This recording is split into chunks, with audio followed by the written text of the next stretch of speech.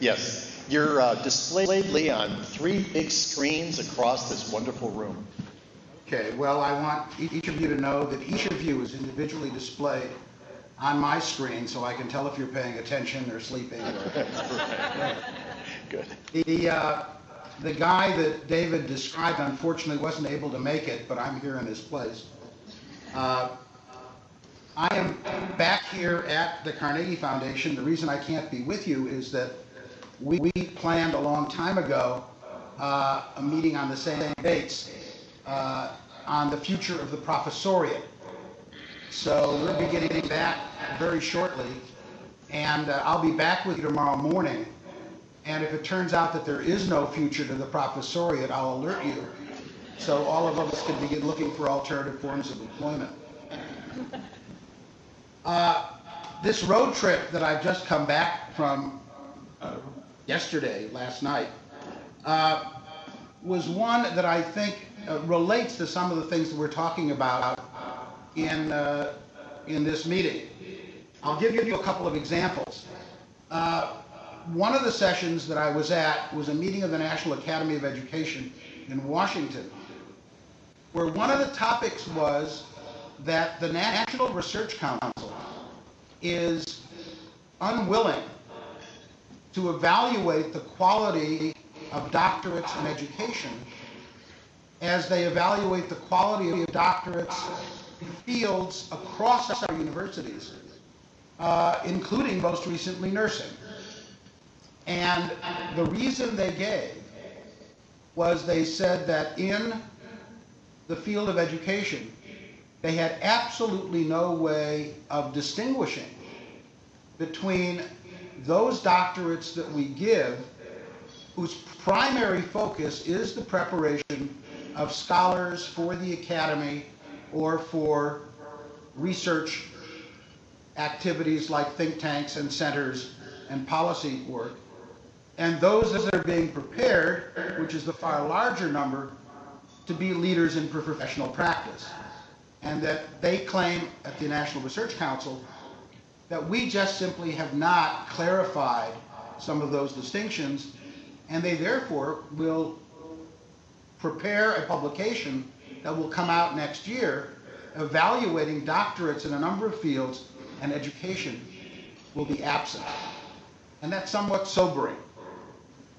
And I think the work we're doing here might contribute to clarifying what we do. Interestingly, they have no trouble classifying and dealing with doctorates in the medical sciences and distinguishing them from the professional practice MDs that they give. And it's just one small indicator of one of the challenges that we face. I then spent a couple of days on the 20th anniversary of the creation of the National Board for Professional Teaching Standards. And one of the great dilemmas that the people in the National Board have is that we now have 55,000 National Board certified teachers in America.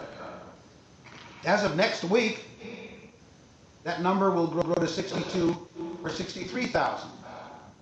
And if you ask National Board certified teachers what their biggest problem is, the first thing they respond is they're all dressed up but have no place to go. Because by and large, they are working in schools or districts where principals and superintendents have not been educated to take advantage of the talent of teacher leaders in active, intentional partnerships for teaching and learning. And as I've talked with many of you in the initial meetings of our group, so many of you whose focus is on educational leadership or for professional development doctorates are intent on preparing just those kinds of educational leaders who will be able to go out and lead institutions with great teachers as their partners. So again, I had a sense that we're engaged in something worth doing. And I guess I would simply add that for a long time in most of our institutions, if we had EDD programs, they were of absolutely no interest to the dean of the graduate school at our institution, because they weren't part of the graduate school. And therefore, we were easy to ignore when we did our professional practice work. Well, next month, no, it's not November yet, in December, I've been asked to open the annual meeting of the Council of Graduate Schools, which is where the graduate deans and their acolytes hang out.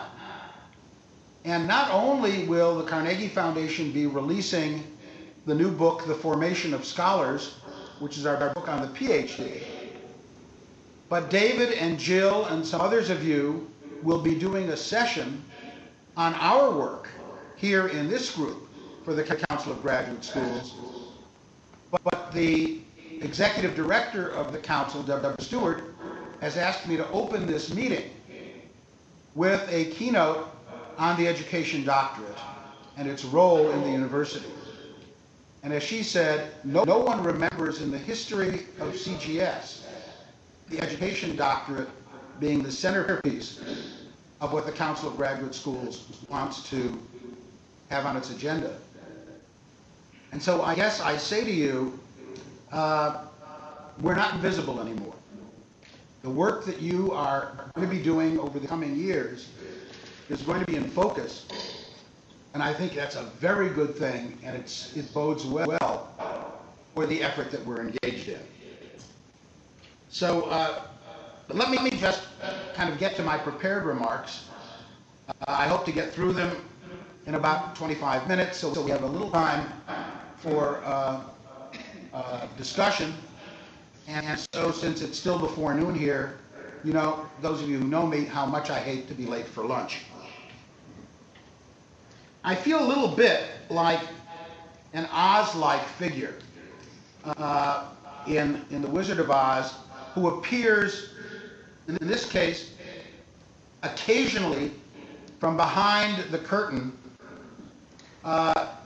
scripted to do what David March implied, utter a few words of somewhat obscure Delphic-like wisdom, and then retreat behind the curtain, not realizing that where the action is on the yellow brick road. And not realizing, although I realize it now, that I am really way behind all of you already, because I have not been part of the discussions, part of that walk down the yellow brick road, if you will, that you've now had for a couple of days.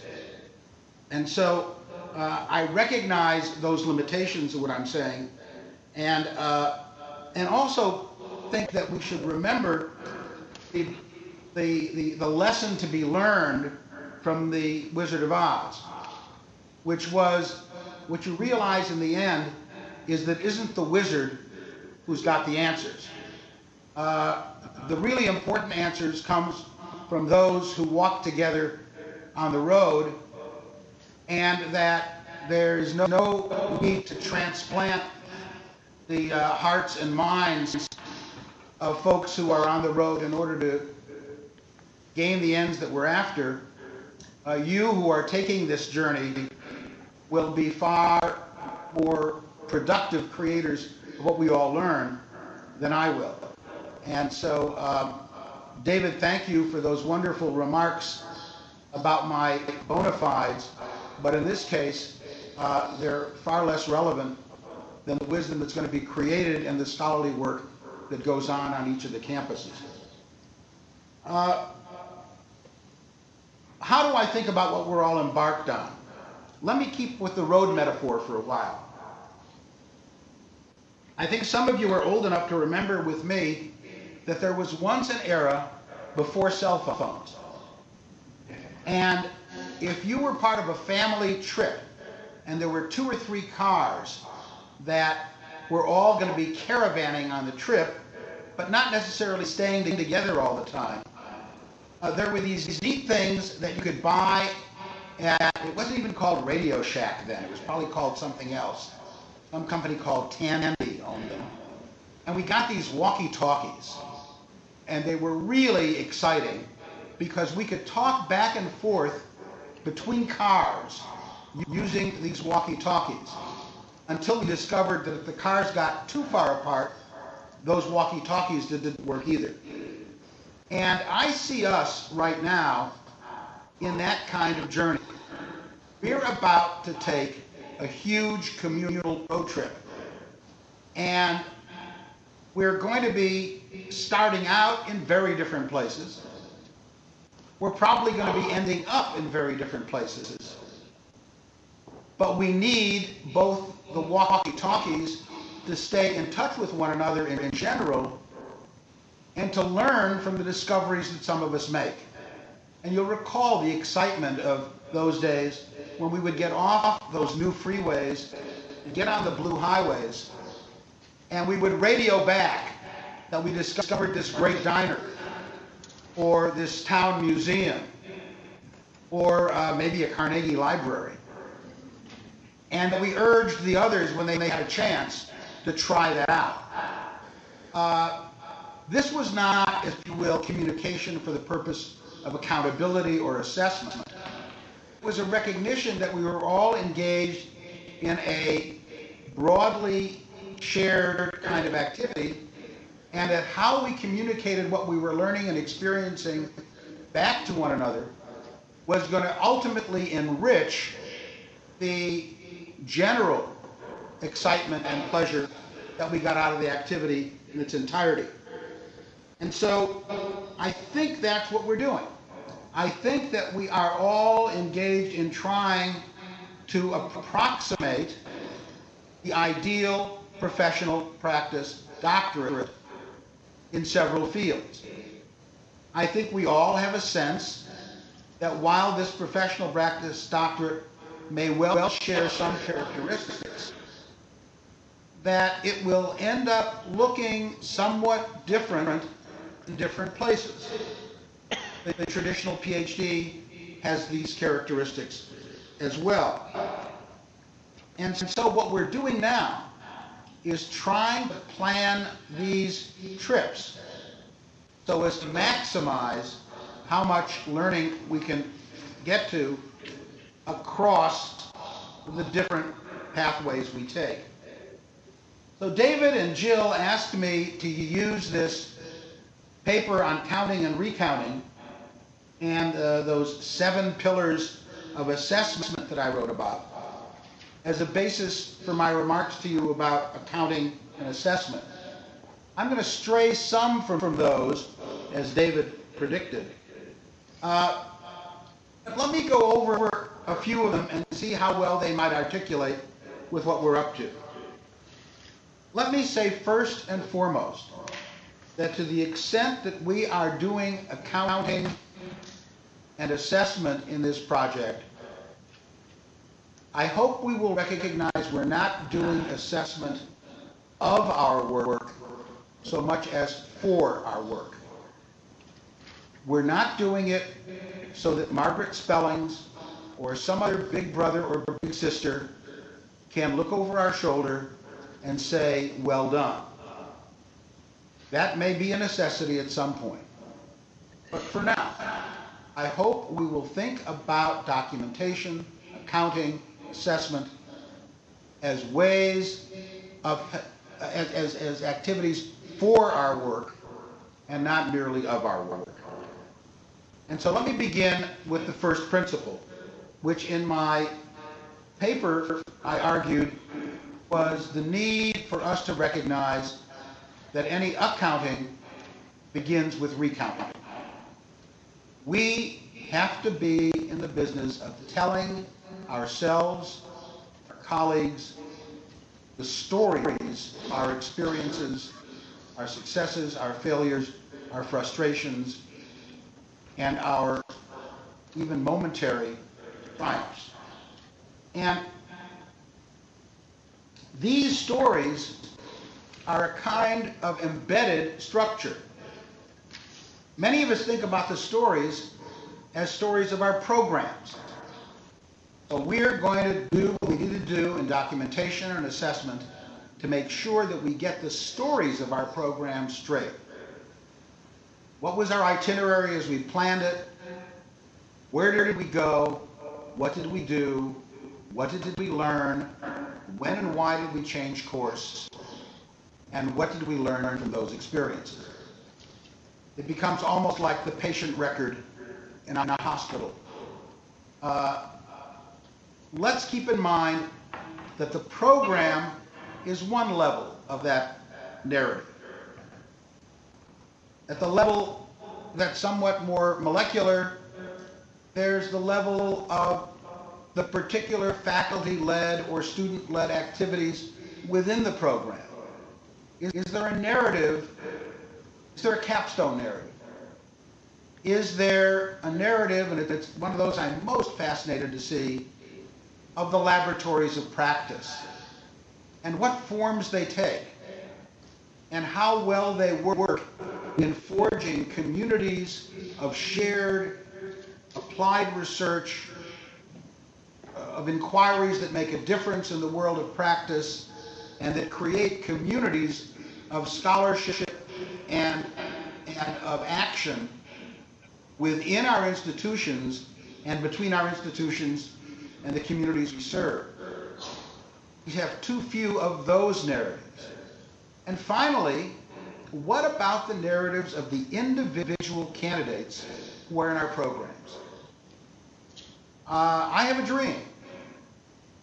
I think I've heard that phrase before.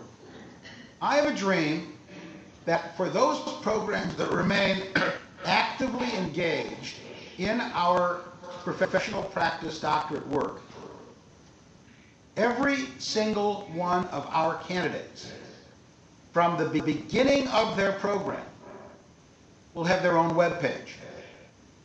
And they will be documenting at the individual candidate level who they are, what their day job is like and what they're doing, what kind of experiences they're having in our programs, how these are articulating and interacting, and will try to express in their own terms what they're learning and what they're frustrated about not learning.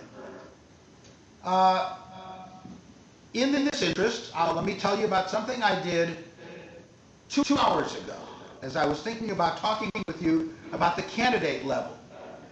I registered in Facebook. I now have my own Facebook page. And how many of you, raise your hand if you've got a Facebook page? Good. Well, I don't know if I'm going to, what I'm going to use this Facebook page for. But can you imagine every one of our candidates having the equivalent of a PPD Facebook page and beginning, as Facebook does, to form clusters and communities that start communicating with one another?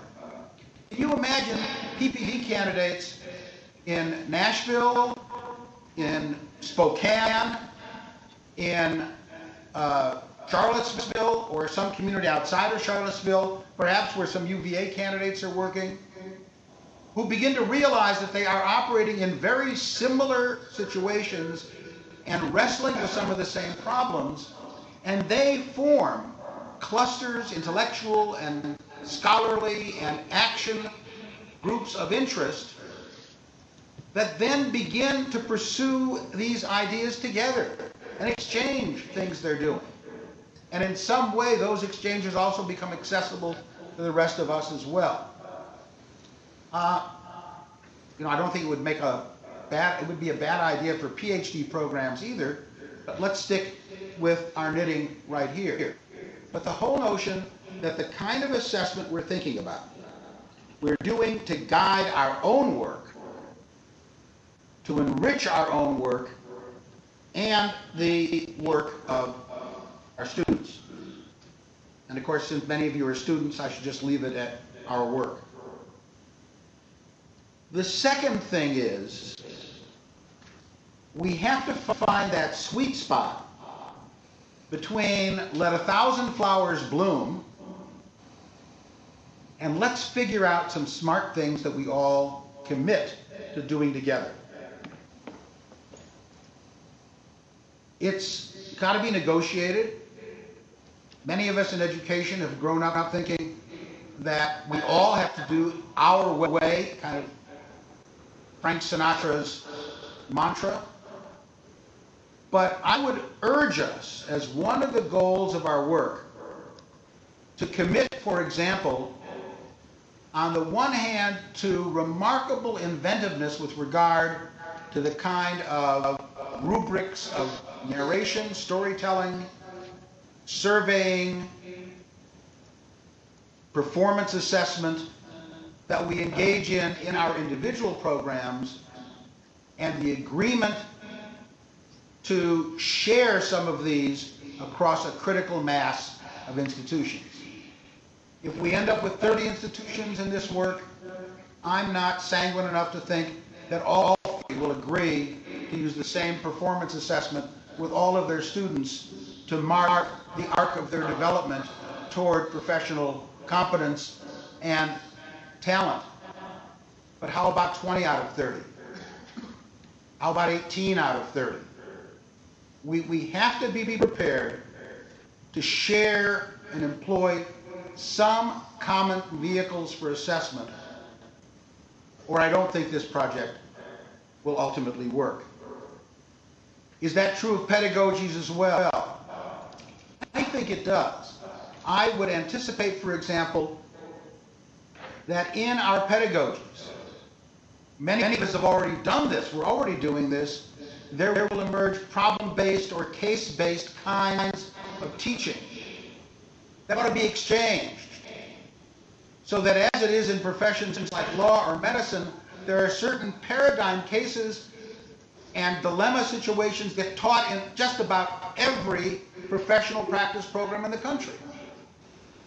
So that when educational leaders or professional development people with EDDs or PPDs or teacher educators get together, some of the things they talk about because they share a lexicon of not only technical language, but of shared cases, of virtual experiences that they can all talk about.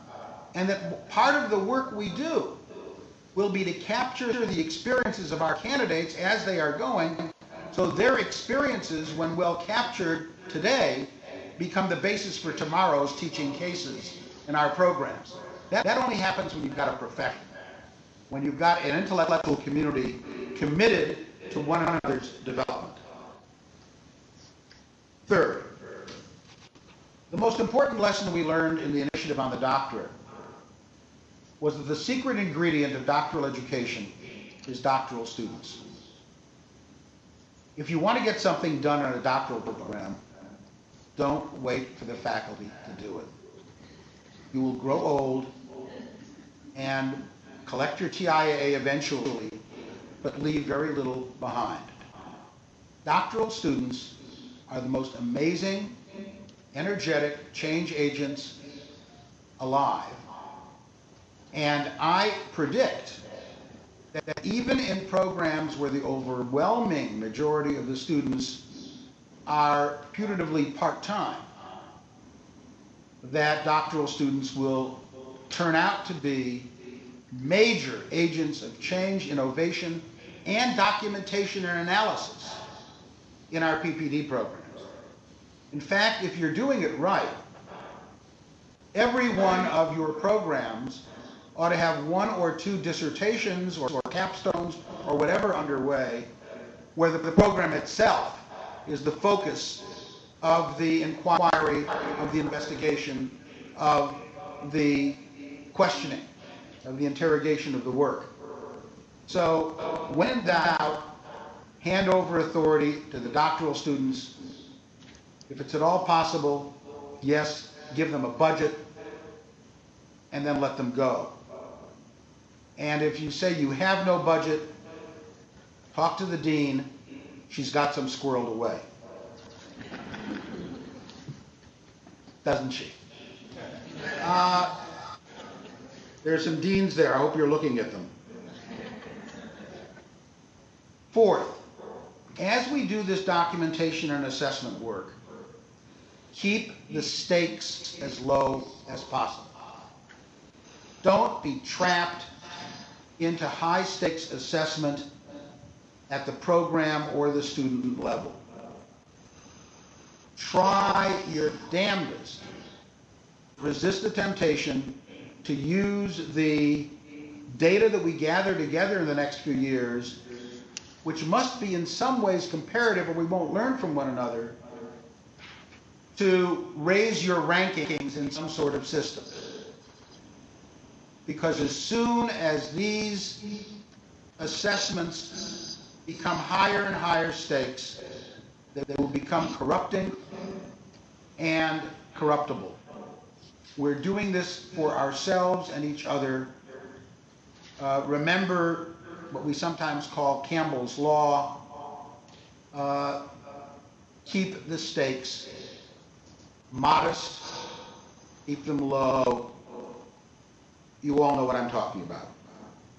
The great dilemma that the folks who have designed the National Survey of Student Engagement, NSSE, which one of my colleagues here at Carnegie, Alex McCormick, is leaving to direct in January, succeeding George Koo at Indiana, has been to try to keep NSSE data low stakes and not part of the US News kind of reviews. And I think it's going to be something we're going to talk about in the coming months and years. Embed, embed, embed your assessments. Try to design what become what I call the signature pedagogies of your program, with assessments rich, continuing, low stakes, often informal, but still structured assessments that are part of the instruction and the learning. Try not to make them terminal assessments, because very simply, signature pedagogies are kinds of teaching that repeatedly use certain kinds of learning opportunities again and again and again in programs. That's why they're like rounds in medicine or case teaching in the law. They don't happen just once. They so embody what's important to the program's conception of what it's trying to achieve that the students do them again and again and again with shifting content. If you're trying to develop in a professional habits of mind and habits of practice and habits of the heart, remember you don't develop habits from doing something once. Bad habits as well as good ones develop incrementally through practice. And if those pedagogies have embedded signature performance assessments, those assessments in turn become milestones for the narratives and the documentation that we use to track our programs and communicate about them. Next, let's continue to view our effort, to use the language I used when we met earlier in the summer here in Palo Alto. Think of us as a loosely coupled program of, if you will, clinical trials in which we have distributed our sites of inquiry, but the payoff of the work occurs because in using shared forms of documentation and a common language, what we learn from the effort transcends anything we learn in any single program. And finally, let's see if we can use this effort, and this is not something I talked about in my paper, as a way of transforming the quality of life in our academic departments and schools. As David said, I spent 35 years hanging out in two very lovely schools of education, one in East Lansing and one at Stanford.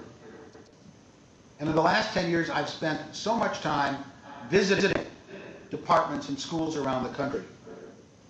And I'm not telling you anything new when I say that the mental image I have, most of our academic departments, is that of a warren of caves, of the sort you see in places in the Middle East where devout hermits live alone in activities of individual devotion, study, and prayer, occasionally collecting small groups of devoted disciples and acolytes who visit and live in their cave with them, but maintain nearly a vow of silence with regard to communication among the caves. I don't think much has changed since I began as a faculty member in 1963. The sort of intellectual communities that we're calling for in our work on the doctorate and in these programs of professional development within your departments also have the potential of breaking down the walls between those caves. The notion of laboratories of professional practice is a notion of groups of faculty and of doctoral students and of our colleagues out in the community, and of course the doctoral students have part of their lives in both of those worlds, forming communities of practice that actually talk with one another and learn from one another. I'm enough of a dreamer to think that intellectual and professional community, which we in the Carnegie studies saw as the sine qua non of successful doctoral programs across the disciplines, will be a possible outcome that will have generalized effects in our ed schools. I was at Georgetown a week ago, whose neurosciences program was part of our initiative on the doctorate. And I met with the director of the interdisciplinary doctoral program in neurosciences at Georgetown and about 7 of her students. Karen Gale is the director of the program there. And when I asked them, what's the long-term impact of the work you've been doing on the doctorate? And the 2 things they said were that the students now have much more agency in the program, and the new students come in and are immediately socialized to those roles. And second, there is a quality of intellectual community in the program that never existed before, and it has enriched everything we do. I don't know that I'm going to go much further this morning. We say here at Carnegie, and I think I've said this in some of my earlier meetings with some of you, that the only way some of this work happens is if we think of the metaphor, the visual metaphor of mirrors, lenses, windows, and projectors. The mirrors are that we have to start looking in the mirror, looking much more carefully, skeptically, incisively at what we are actually doing inside our programs. And that's what I was talking about with regard to all that documentation. The lenses are that we can't just use normal vision. We have to introduce new ways of looking at what's really happening. The performance assessments, the surveys of student engagement, focus groups of various kinds, and the careful documentation of what the students are actually experiencing through the Facebook-like work of individual students. How little we know of the experiences of our individual students, even on our small programs. But what about the program some of you have, which you've got dozens of students in your EDD program? Please don't try to persuade me that you really have an intimate understanding of the experiences of each of your program students. The third characteristic is windows. We can only learn so much from studying ourselves. Ultimately, we have to open our windows, pull up the shades, and see what the others in our group are doing, even as they show us what they're doing. That's what a community of scholars and practitioners does. And that perhaps is the key role to be played by this cluster of institutions. And finally, projectors. We've got an interesting dilemma. We had it in the initiative on the doctorate that we did at Carnegie, and you're facing it now. And that is, how do you show the slides from your trip without, on the one hand, boring your audience to death, but on the other hand, not showing any of the outtakes? You've already seen at this meeting, some of you have been to one or two meetings before, some of you were here for the first time. How do we move work ahead without having to step 2 steps back every time we proceed, because new people have to be brought into the conversation, the deliberation, the community of work?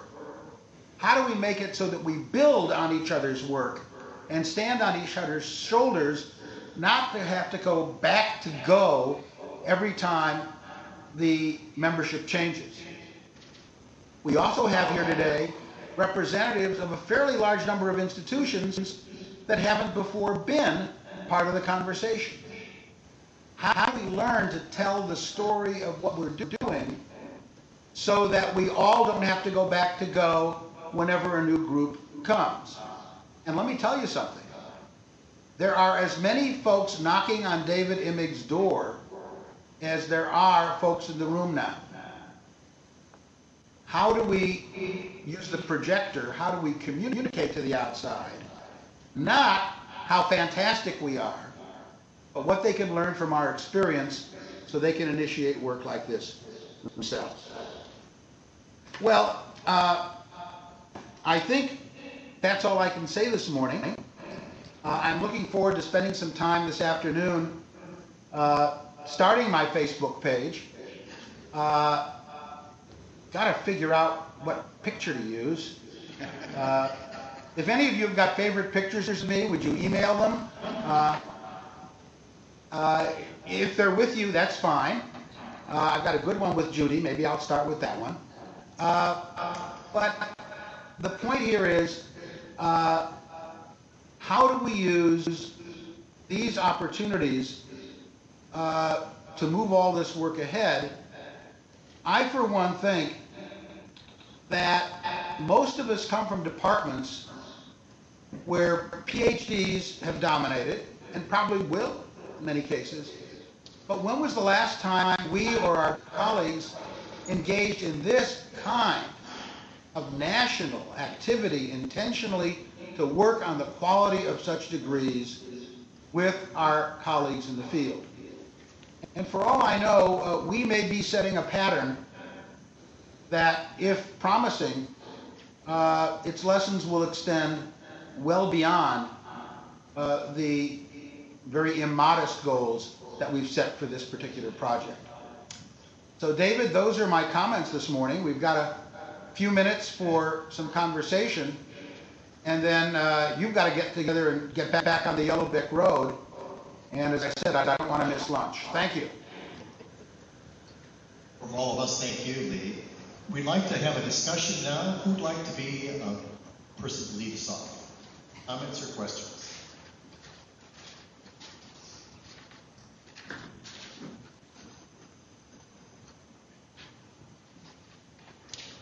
Lee, how would we think about the lens idea? Would there be some common framework that people might have? Any suggestions about the lenses? Well, the lenses take various forms. Let's take, for example, the notion of what I talked about in Facebook terms, but let's say we even have something we call here at Carnegie on our website. You can download from our Knowledge Media Lab a set of web-based tools for developing snapshots. Knowledge Media Lab snapshots of people's work. What we have found useful is to think about rubrics the way some of us back in the old days when we were studying language development used to talk about as story grammars. The fairy tales have a story grammar. Once upon a time, Little Red Riding went into the woods to bring her grandma lunch, and she happened to meet the big bad wolf. Well, there's the first part of the storygram. You introduce a character, the character has an intention, and the intention is thwarted by an accident or an unpredictable event. Jerry Bruner has talked about narratives as accounts of the vicissitudes of intention. And let's say, for example, we agreed on one or two narrative rubrics so that everybody wasn't writing their own novel, but there was a framework, almost like a structured portfolio, for certain kinds of candidate entries. I'm a principal or I'm an assistant principal. This is what I can tell you about my school. And in conjunction with my doctoral program, I decided to try this particular way of doing X. This was the design. And yesterday, I confronted the following impediment in the design. I got a bit of feedback, or a group of teachers came to me and said, "What were you thinking?" Or my parent council said, "How long is your contract?" Or something like that. Or I'm a teacher educator, working on a doctorate in the practice of teacher ed, and next year we have to go through TIAC or NCATE accreditation, and suddenly I'm stuck with this, and I realize I don't know the answers to any of these questions. And I've been given the responsibility of doing something about it. The point is, I'm thinking of lenses as in part rubrics of narration or storytelling, so that people have a way of referring one person's story to another. I'm also thinking of, one of my fantasies has been that some subgroup of you will come up with a national survey of the engagement of professional practice doctoral students. What are some of the kinds of engagement or experience that should characterize well-crafted doctoral programs for our purposes? And then we'll use these in a low-stakes kind of way. We'll modify them regularly, but we'll have a way of looking at the patterns of engagement both inside and outside our programs, with us, with one another, with other educators, as a way of, in a structured way, being able to compare patterns of engagement.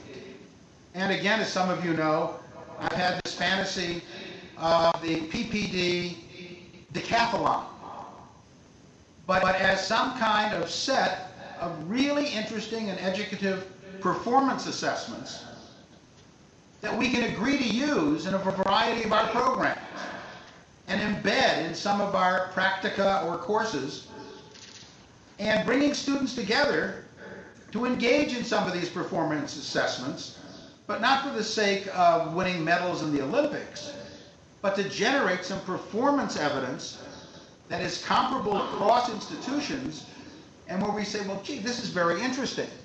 In the assessment in which the candidate is looking at 2 videotapes of teachers teaching, and then having to offer a helpful critique of their teaching to move their own development along, our students really have very little to say about that. But the students in this other program are remarkably insightful and articulate. What is it they're doing in the other program that may equip their students for this kind of capacity to engage in instructional leadership? I mean, it's that kind, but you can only do it, say, if the lens here is you agree on in a given year on a set of video exemplars, students in all the programs, both to practice on as they're thinking about learning to supervise, critique, evaluate teachers more thoughtfully, and then to use as a criterion measure that everybody can compare across and learn from. So David, that's the sort of thing I mean by lenses. We have This is Miles Bryant from the University of Nebraska. We've had a lot Hi, Miles. of good conversations about the capstone project, and one of the suggestions was that maybe we could develop a set of principles that any capstone project would possess.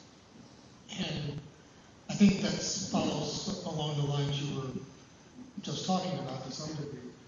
If we were to do that, if that became an initiative of this participating groups here, would Carnegie be able to help us, I guess I'm going to use your language, reclaim the education doctrine? Miles, I'm kind of two responses. My answer has got to be a qualified yes. Qualified in the sense that I think that's a prototype of the kind of effort that the Carnegie Foundation and other foundations should be collaborating with you to do. As many of you know, I'm retiring from the Carnegie presidency this coming August. At that point, my only tenure will be with Judy Shulman, and she's insisted on a 51% control of my appointment. And those of you who know Judy know that she is a tough provost. But this is another way of saying, Miles, I can't commit the foundation any more than I already have to this being, over the long haul, something the foundation itself will have at the center of the agenda of the 9th president of the foundation. And David Emig and I have been talking about this, and talked about with some of the rest of you as well. And so one of our goals will be to try to ensure that if it's not Carnegie, we will find an equally authoritative body to help us reclaim the education doctorate this way. Because as you know from the pieces I've written, I don't think it's only the professional practice doctorate that needs reclaiming. I think it's by reclaiming the professional practice doctorate that we have a chance of reclaiming what is predominantly the research doctorate in education as well. These things are complementary, they're not independent. So I can't commit the Carnegie Foundation for the Advancement of Teaching in any formal and official way. Wish I could. But in another 3 months or so, we will know who the next president is, and you can believe that on my list of discussion points with her or with him, very close to the top of the list, and maybe at the top, will be the need to continue working on this particular initiative and effort. Lee, as Johnny Carson likes to say, and here's the last question. Hi, Lee. Who's Johnny Carson? It's Sandy Robinson from the UCF, but this is a Hi, Sandy. Hi, how are you? Good, thank you. Your last response is a perfect lead to my question, because I'm here because Sharon Robinson and Randy has asked me to come so that I can report back to the AACTE board about the activities. So what would your take-back message be to the rest of the professional community, those representatives of the professional community, about the initiative and about their role in the initiative, or why they should be interested in the initiative? Well, first of all, I think that cadre in particular, and the AACTE, its board and its leadership in general, should be serious supporters of this work. Because ultimately the work succeeds when what we're describing becomes the norm, becomes commonplace in a community like AACTE. And Sharon has been generous enough to ask me to give the opening talk at AACTE come February. And so you can believe that if people at AACTE don't know what you folks are doing now, they sure as hell are going to know in February. Having said that, we have to engage in a very delicate dance. AACTE is a membership organization. Membership organizations are organized politically to try to keep most, if not all, of their members happy. One of the lovely things about the Carnegie Foundation I have found over the last 11 years is I only have to keep about 20 people happy, and that's my board.